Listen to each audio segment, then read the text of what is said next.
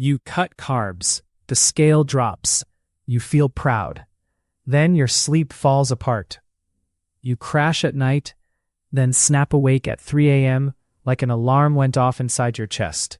Heart racing, mind loud. You blame caffeine, blue light, maybe stress, but the pattern is too clean. You changed food and your hormones started running drills all night. This is the low-carb paradox. You lose weight and you lose sleep because your body is trying to solve two different problems while you are trying to rest. Moving to slide 2. Low-carb sleep issues usually show up as one of two failures. The first is trouble falling asleep. You are tired but wired. Your body temperature stays a little too high, your thoughts keep looping, and you cannot downshift. That often points to stress output staying elevated into the evening. The second is early wake-ups and light broken nights. You fall asleep fine, but you wake up too early, or you pop up at 2 or 3 a.m. with vivid, anxious dreams. You might fall back asleep, but it feels shallow, like your system is on patrol. Both can happen together, but they do not have the same hormone fingerprint. If you want your nights back, you have to stop treating sleep as one problem and start treating it as signals that are either calming down or rescuing you from low fuel. Moving to slide 3. Insulin is not a villain. It is a night signal. A small, normal rise tells your brain fuel is available, so it can dial down stress hormones and run nighttime chemistry without constantly checking the gas gauge. When insulin stays extremely low for long stretches, especially with a calorie deficit, your body may interpret that as scarcity, not fat loss success. Too low can backfire, because calm sleep is easier when the system believes tomorrow is covered. Moving to slide 4. Cortisol is your built-in rescue hormone. One of its jobs is to raise blood sugar when you are running low, so your brain stays powered. That is useful in the day. At night, it becomes a problem when your tank is empty. If you are low-carb, in a deficit, and training hard, you stack the odds toward a nighttime rescue. Long workouts, high-volume lifting, lots of steps, late training, poor recovery, psychological stress, even under-eating protein can all add load. None of this needs to feel dramatic during the day. It stacks quietly, then shows up in the middle of the night as a surge of alertness. Your body is not being weak. It is being responsible. It will trade perfect sleep for stable blood sugar every time, especially when it thinks fuel is uncertain. Moving to slide 5. Around 3 a.m., cortisol naturally rises as part of your normal rhythm. Your liver also releases glucose to keep your brain supplied. If your glycogen is low, that normal rise can feel amplified. You wake up, then your mind goes hunting for a reason. Rumination starts, and it feels like sudden danger even if nothing is wrong. That is not random insomnia. It is a predictable spike from a system trying to protect you, and melatonin only wins when the setup supports it. Moving to slide 6. Melatonin is not a light switch. Darkness helps, but the setup has to match what your brain expects at night. If you are stressed, your body keeps a foot on the gas, and melatonin output can flatten. So build a downshift. Stop work messages, dim screens, and keep the last hour boring. Temperature matters too. A small drop in core temperature is part of the sleep signal, so keep your room cool and take a warm shower earlier, not right at bedtime.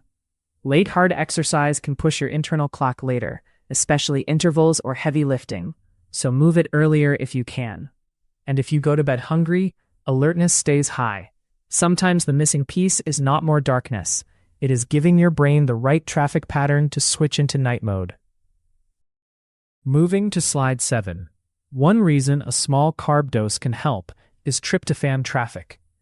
Tryptophan is the amino acid your brain uses to support serotonin, which can support melatonin later in the night. The trick is access. After a carb-containing meal, insulin rises and helps pull several competing amino acids into muscle. That can improve the relative availability of tryptophan to cross into the brain. This is not magic, and it is not about eating a huge dessert. It is about a modest, consistent carb portion that doesn't come with a lot of fat. Also, not everyone notices a clear effect, especially if stress, temperature, or timing are still off. If you try this, track sleep onset and wake-ups for a week, And if your anxiety shows up with a racing heart, the issue might be much simpler than brain chemistry. Moving to slide 8. Electrolytes can masquerade as anxiety, especially when insulin stays low. Lower insulin increases sodium loss through the kidneys, so you pee more and lose more salt. That can leave you lightheaded, restless at night, or waking up with a pounding heart. Magnesium matters too. When magnesium is low, muscles and nerves feel tighter, and it is harder to fully relax. Before you assume you need supplements for mood or hormones, fix the basics. Salt your food, consider a salty broth in the evening, and make sure you are not avoiding electrolytes out of habit.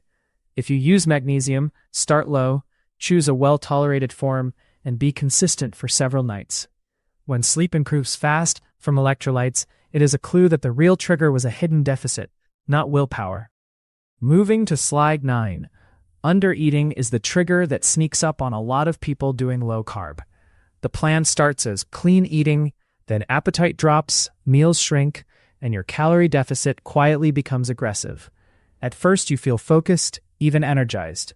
Then sleep becomes collateral damage. Your body reads the combination of low carbs and low energy as a situation where staying alert is safer than powering down.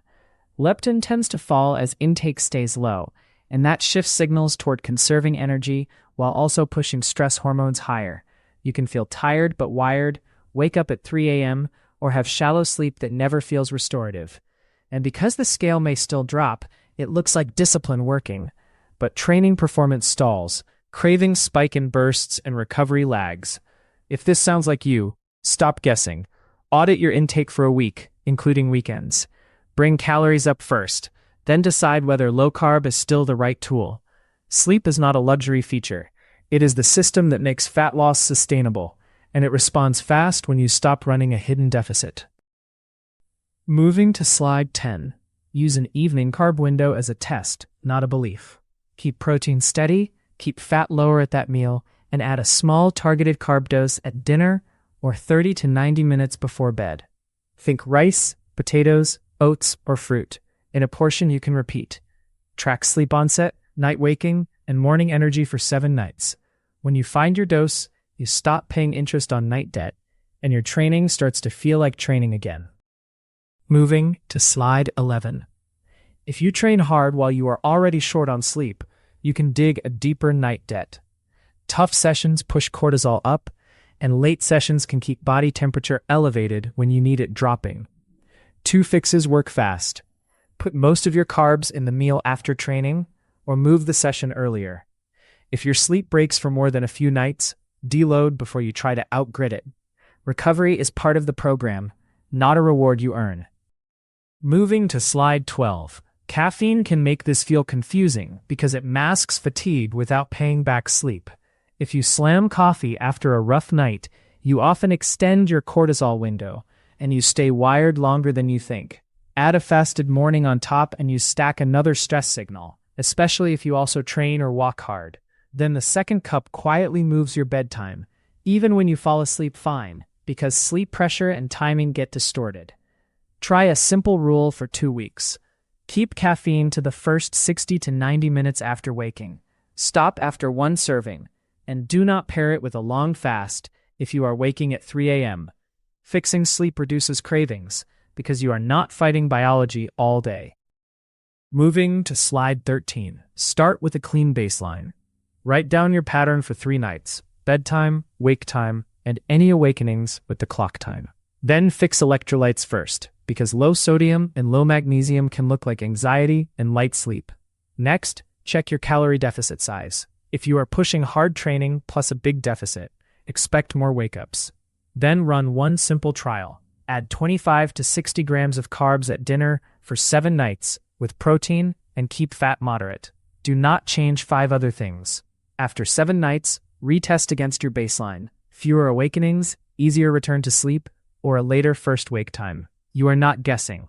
You are running a controlled experiment on your own body. Moving to slide 14. Sometimes the right move is medical, not motivational. If you snore loudly, wake up gasping, or your partner notices pauses in breathing, get evaluated for sleep apnea. If you have severe daytime sleepiness, like dozing off while driving or in meetings, treat that as urgent. If your mood is swinging hard, or you are getting panic symptoms at night, that is also worth professional help. And if you take diabetes medications, especially insulin or sulfonylureas, do not tweak fasting or carbs on your own. Nighttime lows can wake you up and can be dangerous. Working with a clinician is not overreacting. It is how you protect your health while you keep making progress. Moving to slide 15.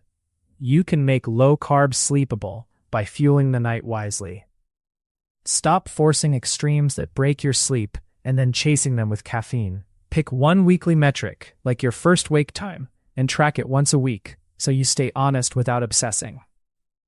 If you want help troubleshooting, comment your usual wake time and what you ate at dinner. Subscribe for more practical, sleep-friendly fat loss strategies. This content is for educational purposes only and is not medical advice. Control insulin. Control your biology.